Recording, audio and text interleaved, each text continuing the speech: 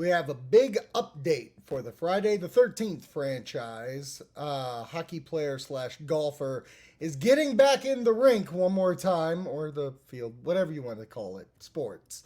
And first reactions for Bad Boys. Plus, we have new movies coming out this weekend, and Rob's going to let us know what they are. All that on Throw Me Update. Thrill Me. Okay, we're going to start with our leading story. The Jason universe, Horror Inc. announces multi-platform expansion of the Friday the 13th franchise. This is an IGN exclusive. We're focused on honoring the legacy while elevating the fan experience and appealing to today's horror audience. New Friday the 13th activations will span a wide range of platforms from entertainment, games, immersive experiences, merchandise, and more to be announced throughout 2024. This is via Jason Universe 13 on all social media platforms, and you can visit the Jason Universe website. This is a quote from executive producer and president of Horror Inc., Robert Barisman. He says, "For decades, Jason shocked and thrilled audiences who kept coming back for more. We're excited to work with Victor Miller and Mark Toberoff on these new projects we'll announce in coming months." Okay, a lot of takeaways here because they're expanding on the Friday the 13th franchise.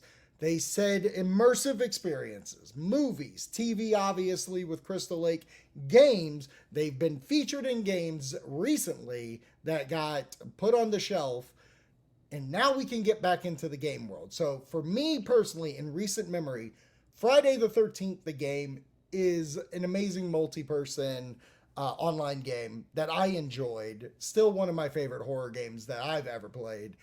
I think this is the opportunity to right some wrongs of possibly doing a Friday the 13th remastered edition. They had a roadmap for content coming to Friday the 13th that got shelved. For me, and I don't know if it's possible, I don't know if Gun Media is even interested. For me, it's to jump back into Crystal Lake, the proverbial digital one, and remaster the game, give us the Jason X content that we did not receive with the first game, with a batch of new Jasons, challenges, stuff, whatever you want to do. This is a perfect way to bring that game back to life.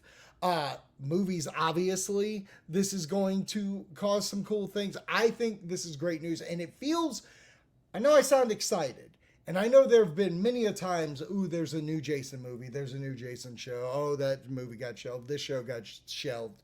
All this is possible. But what's interesting to me is that official announcement given to via by IGN, a website is currently active, social media is currently active. This is something that's obviously seemed like it's been coming down the pike. And this makes sense for last week, as you saw on Throw Me Weekly, which you could check every Sunday or Tuesday, depending when we put it out. When it was said, oh, no more of this series, and they immediately clapped back and said, no, the series is coming, just Fuller's not a part of it. This is the reason, because they are ready to launch an entire Jason Voorhees universe. But that being said, what say you? Do you think this universe is going to expand past just Jason Voorhees? Do you think it's more so we're going to put him in all the different media, games, music, podcast, comics, TV, movies, TikTok dances? Like, what are we doing with Jason? Let me know what you think in the comments below. We're going to go from a hockey mask wearing dude to a guy that loved hockey and now plays golf. I think this is pretty big. In a world where we live in nostalgia sequels, i.e. Dumb and Dumber 2, Ghostbusters rebirthing, Cobra Kai is happening right now.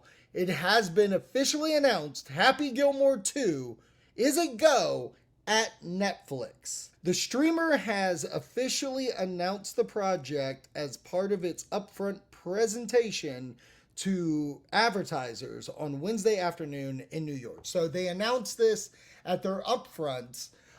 This is amazing for me because Sandler already has a deal with Netflix, and why not go to the well to one of his biggest franchises, to go to the well for one of his biggest movies, beloved movies, I would say, that a lot of people know, and sequelize it. I think it's warranted a sequel. I think if done right, in the right hands, I know you're hit or miss with Sandler. I feel like majority of his Netflix stuff I have liked, so I think this is a perfect atmosphere for this movie. What say you? How do you feel about it? Happy Gilmore 2. Do you think this will also pave the way for a Billy Madison 2? I mean, let's just go. Let's do it. All right, let's head it over to Rob, who's got all the things coming down entertainment wise via movies, TV, whatever you're doing this weekend. He's got you covered. Let's go, Rob.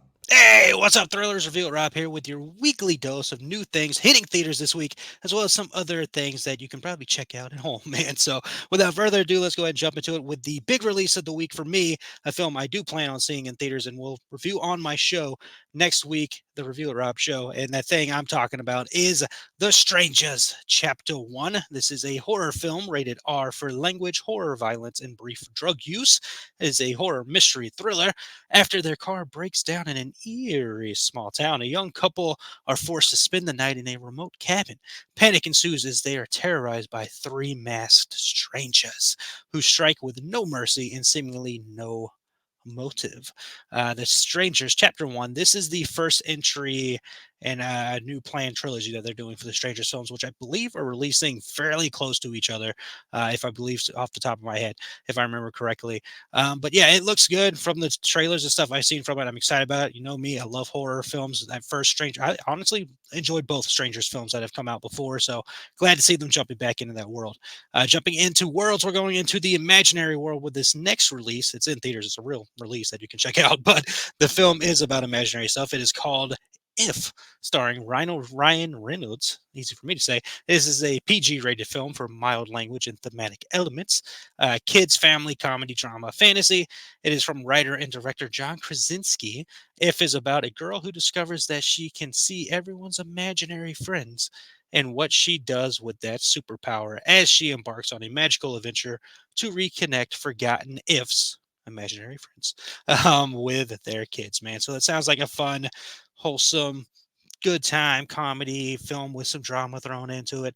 Could be a good thing. I've seen the trailer of that. I've had some laughs and moments. I'm sure it's a Pixar-ish kind of feeling movie from the looks of the trailers and all that stuff. But might check that out this week too, man. Maybe I'll do a weird double feature with that and The Strangers. Who knows? And the other release in theaters this week to talk about is Back to Black. Not Back in Black. When I was putting my notes together and I wrote the AC/DC song and album. It's not that. It is Back to Black. This film is going to be rated R for language throughout, drug use, nudity, and sexual content. This is a biography, drama, music film.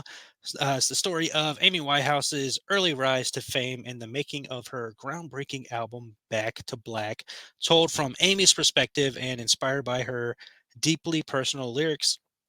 The film follows the remarkable woman behind the phenomenal and tumultuous relationship at the center of one of the world's liked albums. So, Amy Winehouse, going to be honest with you, I'm not paid attention to a lot of her stuff. I do know her, I've heard her voice, classic voice at the time that she was around and all that stuff, and sadly no longer with us. So if you want to check that out, music pictures have been something from they've done it for a long time, and there's more to come. And you can check that out as well. So those are the big three releases hitting theaters. Movies that have come out this year that are now hitting video on demand or streaming services for you to check out. Just real quick, Madam Web hits Netflix. So if you want to see that movie and see if it's worth all the bad reviews it has received, if you're gonna like it, if you've been waiting to watch it at home, now's your chance as that hits Netflix. And then VOD, we've got Godzilla X Kong. I reviewed that on the Review at Rob show. If you want to check that out, you can find it here on the Throw Me Podcast Network's YouTube. We have Sting. This is the spider related horror film. Challengers, that is hitting VOD, the tennis and romance movie, and then the weird Sasquatch movie, Sasquatch Sunset, is available on video on demand this week, man. So there you go. That's the stuff released in theaters. What are you planning on watching this weekend? Are you going to go to theaters for some horror? You can go to some theaters for some music. You can go theaters for some imaginary friends. You're going to bring your imaginary friend with you to watch the movies, man, because they never go away. So be nice to your imaginary friends, because it might be like that movie Imaginary that came out earlier this year. That's a completely different movie than this one. Anyways, that's the end of this, man. There you go. That's stuff releasing. Thank you, Rob, for all of that. If does come out this weekend, and I'm on the fence about seeing it. I mean, Rotten Tomatoes does have it at that like cusp of rotten or tomato. It's really going to. It's if my kid goes, hey, I want to go to the movies. If he wants to go, I'm going to take him. So I know critics aren't always the way to go with this, but it is kind of disappointing for a movie that I was hoping to be beloved is now just like, you got to figure it out on your own if you love it or not. All right, our last story, the first reactions for Bad Boys Ride or Die has screened, and there are reactions right now. The tickets also went available today, so I'm going to read some of the reactions out there to get your feeling, especially the last reaction. Bad Boys Ride or Die is a total blast. Will Smith and Martin Lawrence are still great at busting each other's balls. The new mystery is compelling, and the director's action sequences are loaded with innovative staging and camera work. Bad Boys Forever. Ride or Die is amazing. Another hilarious entry with heart. And there's a lot more that goes on with that. But I want to get to the very last one, this reaction that I saw, because this is either going to make it or break it for you, in my opinion. I have my feelings, and I will give my feelings after I read this reaction. Oh my God, Bad Boys Ride or Die is a must-see. It might actually be funnier than Bad Boys 2. And everybody knows Bad Boys 2 was the best one. I don't know how you feel about Bad Boys 2. I absolutely adore Bad Boys 2. I think it's batshit nuts, and I think that's its best quality.